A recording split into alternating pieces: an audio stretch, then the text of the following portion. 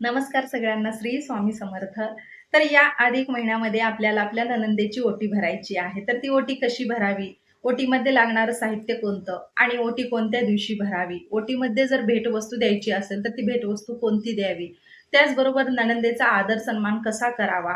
कोणत्या दिवशी करावा? आणि जर नणंद नसेल किंवा नणंदेचं लग्नच झालं नसेल किंवा नणंद अविवाहित असेल, तर अशा वेळेस काय करावं? तिचं लग्नच झालं नसेल, तर तिची ओटी भरावी का? त्याचबरोबर जर तिला भेटवस्तू द्यायची असेल, जर नणंद कुमारिका असेल, तर तिला भेटवस्तू कोणती द्यावी या संदर्भात आज थोडक्यात माहिती सांगणार आहे. तर बघा, अधिक महिना हा भगवान विष्णू आणि माता लक्ष्मीला प्रसन्न करण्यासाठीच आहे आणि या महिन्यामध्ये या दोघांची म्हणजे माता लक्ष्मी आणि भगवान विष्णूची सेवा जशी करतात करतात त्याच पद्धतीने या महिन्यामध्ये आपल्याला सुवासिनींचा आदर सन्मान देखील करायचा आहे. त्याचबरोबर या महिन्यामध्ये आपल्याला आपल्या आईंची ओटी जशी भरतो, त्याच पद्धतीने आई आपल्या मुलीची आणि जावयाला घरी बोलावून मुलीची ओटी भरते. जावयाला आदर सन्मान करते आणि त्या दोघांना लक्ष्मीनारायणाचं प्रतीक मानून त्यांची पूजा अर्चा करते. त्यांचा आदर सन्मान करते. अशा पद्धतीने जेव्हा आई मुलीचा आणि जावयाचा मान सन्मान करते, त्यावेळेस त्या घरामध्ये माता लक्ष्मी स्थिर राहते. आता प्रत्येकाची आई असते असंच नाही. कोणाची आई म्हणजे कोणाला आई नसते, आई वारली असते. तर अशा वेळेस त्या नणंदेने म्हणजे त्या मुलीने काय करावं? तर त्या मुलीला तिच्या भावजईने म्हणजे तिच्या वहिनीने घरी बोलावून तिचा आदर सन्मान करावा. बघा, ज्या घरामध्ये स्त्रियांचा आदर सन्मान केला जात नाही, अशा घरामध्ये माता लक्ष्मी स्थिर राहत नाही आणि तुम्ही कितीही सेवा करा, तर तुमच्या घरामध्ये माता लक्ष्मी स्थिर राहत नाही किंवा तुमच्या घरामध्ये बरकतता राहत नाही. तुम्ही कितीही कष्ट करा, मग तुम्ही स्वतः कितीही कष्ट करा आणि तुमच्या घरामध्ये कितीही पैसा राहू द्या, पण ती पैसा पुरत नाही. तो जो पैसा आहे, तो माता लक्ष्मी जी आहे, ती स्थिर राहत नाही. अशा वेळेस तुम्हाला तुमच्या घरामध्ये स्त्रियांचा मान-सन्मान केला पाहिजे. मग ती कोणतीही स्त्री असो, मुलगी असो, बहीण असो, आई असो किंवा तुमची वहिनी असो किंवा तुमची सून असो. अशा वेळेस तुम्ही कोणत्याही स्त्रिया असो मग, लहान असो, थोर असो, सगळ्या स्त्रियांचा ज्या घरामध्ये मान-सन्मान केला जातो, त्या घरामध्ये माता लक्ष्मी स्थिर राहते आणि त्या घरामध्येच पैसा जो आहे तो एकदम म्हणजे स्थिर राहतो आणि घरामध्ये बरकतता टिकून राहते. आता ज्या घरामध्ये आर्थिक टंचाई असते, त्या घरात बघा नेहमी स्त्रियांचा वारंवार अपमान केला जातो. त्या घरामध्ये स्त्रियांचा मान-सन्मान नसतो.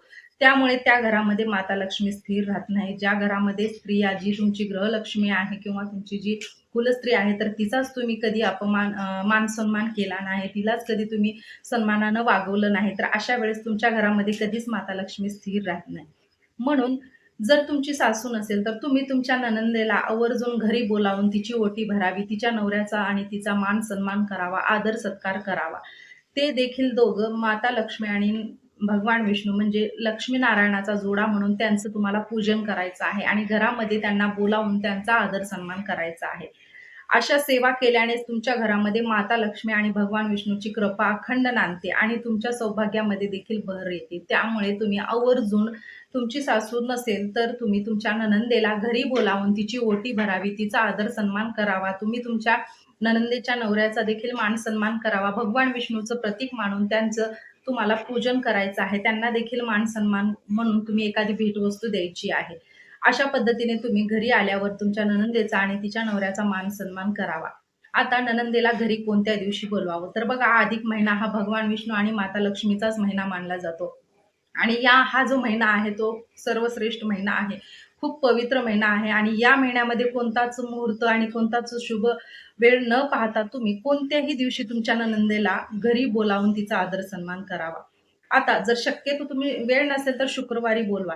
शुक्रवारी पौर्णिमेच्या दिवशी किंवा मंगळवारी देवीचा कुलदेवीचा वार आहे, तर कुलदेवीच्या वारी तुम्ही मंगळवारी आणि शुक्रवारी जरी बोलावलं नणंदेला, तरी चालेल. तुम्ही त्यांना घरी बोलावून त्या दिवशी तुम्ही ज्या दिवशी घरी बोलवणार आहात, त्या दिवशी सकाळी लवकर उठून तुम्ही तुमच्या घर स्वच्छ करा. अंगणामध्ये छानशी रांगोळी काढा, जेणेकरून तिने जेव्हा घरामध्ये येईल त्यावेळेस तिला प्रसन्न वाटेल.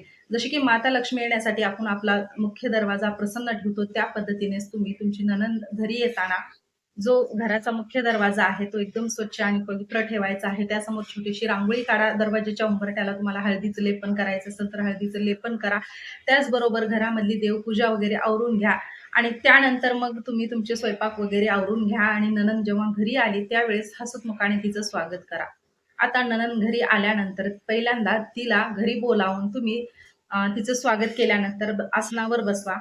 आता जेवण वगैरे, जेवणामध्ये तुम्ही त्यांना गोडाचा पदार्थ बनवा. त्यामध्ये तुम्हाला पुरणपोळी, आता धोंड्याचा महिना आहे तर धोंड्याचा जो मान आहे तो सगळ्यांना माहीत आहे. ती जी आपली परंपरा आली आहे तर धोंडे बनवायची, तर ते धोंड्याचं जो जेवण आहे म्हणजे पुरणपोळीचं, तर ते तुम्ही बनवू शकता. तर घरी नणंदेला बोलवल्यानंतर तिला आसनावर बसवा, तिचे पाय धुवा. तिचे पाय धुल्यानंतर तिच्या पायाला हळदी कुंकू अक्षदा अर्पण करा किंवा तुम्ही स्वस्तिक काढलं तरी चालेल. तिच्या पायावर स्वस्तिक काढावं, कारण ती लक्ष्मीचं प्रतीक आणि विष्णूचं म्हणजे विष्णू नारायणाचा जोडा म्हणून आपण त्यांचं पूजन करणार आहोत. तर त्या दोघांचाही आदर सन्मान करण्यासाठी तुम्हाला त्यांचे पाय धुवायचे आहेत. त्यांना देखील तुम्ही हळदी कुंकू अर्पण करा आणि त्यांच्या पायाला देखील हळदी कुंकू लावा. त्यांना म्हणजे कपाळाला देखील लावा. अशा पद्धतीने त्यांची तुम्हाला पूजा करून झाल्यानंतर मग तुम्हाला नंदेला ओटीमध्ये भरण्यासाठी साहित्य सांगते. तर ओटीमध्ये भरण्यासाठी तुम्हाला साडी घ्यायची आहे. साडीवर तुम्हाला ब्लाउज पीस घ्यायचा आहे किंवा तुम्ही एखादा खण म्हणजे जशी आपण देवीला भरतो त्या पद्धतीने देखील ओटी भरली तरी चालेल. तर तुम्हाला साडी, त्यावर ब्लाउज पीस, तांदूळ, एक नारळ घ्यायचा आहे. त्यामध्ये तुम्हाला तांदुळामध्ये एक नारळ घ्यायचा आहे, एक खोबरं म्हणजे खोबरं जो असतो सुकलेलं ते खोबरची वाटी आहे ती घ्यायची आहे. त्यामध्ये तुम्हाला हळकुंड घ्यायचा आहे, सुपारी घ्यायची आहे आणि एक बदाम घ्यायचा आहे. त्याचबरोबर हळकुंड, सुपारी, बदाम आणि त्याचबरोबर तुम्हाला त्यामध्ये विड्याचं पान पण ठेवायचं आहे. अशा पद्धतीने तुम्हाला ओटीचं साहित्य घ्यायचं आहे आणि आवर्जून तुम्हाला त्यामध्ये अ, एक चांदीची वस्तू, आता त्यामध्ये तुम्ही जोडवी ठेवली तर अतिउत्तमच. तर त्यावर तुम्हाला एक चांदीची वस्तू ठेवायची आहे. त्यामध्ये जोडवी ठेवा किंवा एक छोटंसं निरंजन ठेवलं तरी चालेल किंवा तुम्ही दक्षिणा आवर्जून ठेवावी. तुम्ही ₹11 ठेवली तरी चालेल. जसं आपण सुवासिनी पूजनला ₹11 दक्षिणा ठेवणार आहोत, त्या पद्धतीनेच तुम्हाला या ओटीमध्ये देखील दक्षिणा ठेवायची आहे. तुमच्या म्हणजे परिस्थितीनुसार तुम्ही ₹11, ₹21, ₹101, ₹51, 501 असं काही ठेवायचं तितकं तुम्ही त्यावर दक्षिणा ठेवा आणि त्यानंतर ती ओटी जी आहे ती नणंदेच्या ओटीमध्ये भरा. आणि त्यानंतर जी मिठाई आहे, मग तुम्ही गोडामध्ये धोंडे बनवले असतील किंवा पुरणपोळीचा जो म्हणजे जेवण आहे तो बनवला असेल किंवा एखादे अनारसे वगैरे काही नैवेद्य गोडाचा पदार्थ आहे तो जर तुम्ही देवासाठी बनवला असेल ते तुम्ही नणंदेला द्या तुमच्या आणि तुम्ही त्यांच्या तोंडामध्ये मिठाईचा घास भरवून त्यांचा आदर सन्मान करा.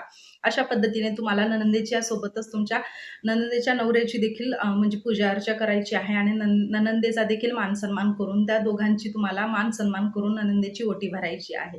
अशा पद्धतीने त्यांना जेवणामध्ये तुम्ही पुरणपोळीचा जो जेवण बनवलं आहे ते त्यांना द्या आणि त्यानंतर त्यांना जेवण वगैरे दिल्यानंतर त्यांचा मान सन्मान करा.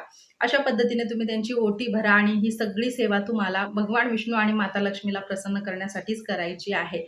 जर नणंद तुमची कुमारिका असेल, तर तुम्हाला काय करावं आता याबद्दल थोडक्यात सांगते. तर नणंद जर कुमारिका असेल, तर तिची ओटी न भरता तिला तुम्ही एखादी कोणतीही भेटवस्तू द्या. त्यामध्ये बघा तुम्ही तिला एखादा ड्रेस घेऊन देऊ शकता या महिन्यामध्ये किंवा तुम्ही तिला ज्या काही लागणाऱ्या वस्तू आहेत त्यामध्ये मेकअपचं जे वस्तू तिला देणार आहात तर त्या द्या. त्यामध्ये तिनं ड्रेस मागितला द्या, पर्स मागितली द्या, रुमाल मागितला द्या, स्कार्फ, ओढणी मागितली ओढणी घेऊन द्या. काहीही तुम्हाला ते नणंद जे वस्तू मागेल तर ती वस्तू तुम्ही तिला घेऊन द्या. आणि आता या नणंदेला म्हणजे जिची ओटी भरणार आहोत तर त्या नणंदेला देखील ओटीमध्ये भेटवस्तू कोणती द्यावी हे थोडक्यात सांगते, कारण हे दुसरं म्हणजे थोडंसं राहिलं हे सांगायचं. तर बघा, ज्या नणंदेला आपण घरामध्ये बोलावून ओटी वगैरे भरणार आहोत तर तिच्या ओटीमध्ये आपल्याला आवर्जून हिरव्या काचेच्या बांगड्या द्यायच्या आहेत. त्याचबरोबर मेहंदीचा कोन, टिकली, हळदी कुंकवाचा करंडा जोडवीसोबतच. आणि जर तुमच्याकडे म्हणजे वेणी, गजरा भेटत असेल तर तुम्ही गजरा किंवा वेणी आवर्जून नणंदेला द्यावी.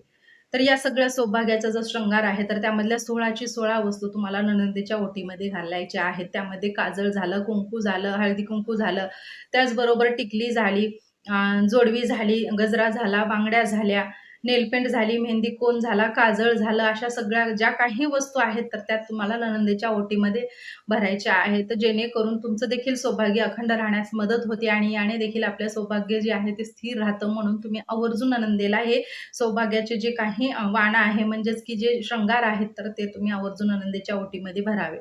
आणि जी नणंद कुमारिका आहे तिला त्या ज्या वस्तू लागतात म्हणजे ज्या की सुवासिनी स्त्रियांना नसतात तर त्या वस्तू तुम्ही तुमच्या कुमारिका नणंदेच्या ओटीमध्ये भराव्या किंवा द्याव्या तिला. आणि जर नणंद नसेल तर अशा वेळेस काय करावं? आता नणंद नाही तुम्हाला तर अशा वेळेस तुम्ही आवर्जून तुमच्या भाऊजाईला किंवा तुमच्या एखाद्या मैत्रिणीला घरामध्ये बोलावून तिची ओटी भरावी. आता सुवासिनींना तर मी सांगितलंच आहे की सुवासिनींची ओटी कशी भरावी. त्या पद्धतीने तुम्ही नणंद नसेल तर तुमच्या भाऊजाईची आवर्जून ओटी भरावी. आता भाऊजाईला घरामध्ये बोलवून ज्या पद्धतीने नणंदेचा मान सन्मान करणार आहोत त्या पद्धतीनेच तुम्हाला भावाला आणि भाऊजाईला घरामध्ये बोलावून त्यांचं देखील मानसन्मान करून त्यांचं पूजन आणि त्यांची ओटी भरायची आहे. तर अशा पद्धतीने तुम्हाला ही सगळी सेवा करायची आहे. आणि ही सेवा केल्याने तुम्हाला अखंड लक्ष्मी प्राप्त होते. त्याचबरोबर सौभाग्य देखील प्राप्त होतं, अखंड सौभाग्य प्राप्त होतं. सौभाग्य स्थिर राहण्यास मदत होतं. म्हणून आवर्जून या अधिक महिन्यामध्ये तुम्हाला तुमच्या नणंदेची ओटी या पद्धतीने भरायची आहे. असं नका करू, की तुमची सासूबाई नाही तर नणंदेला कोण बोलावलं. हे न करण्यापेक्षा तुम्ही तुमच्या नणंदेला घरी बोलावून आदरपूर्वक मान-सन्मान देऊन त्यांची ओटी भरावी. यामुळे तुमच्या घरामध्ये माता लक्ष्मी आणि भगवान विष्णूचा वास राहून अखंड कृपा राहते. तर इतकीच माहिती मला तुमच्यासोबत शेअर करायची होती. कसा वाटला व्हिडिओ नक्की कमेंटमध्ये सांगा. चॅनलवर नवीन असाल तर चॅनलला सबस्क्राईब करा आणि भेटूया अशाच माहितीसोबत. तोपर्यंत सगळ्यांना धन्यवाद आणि श्री स्वामी समर्थ.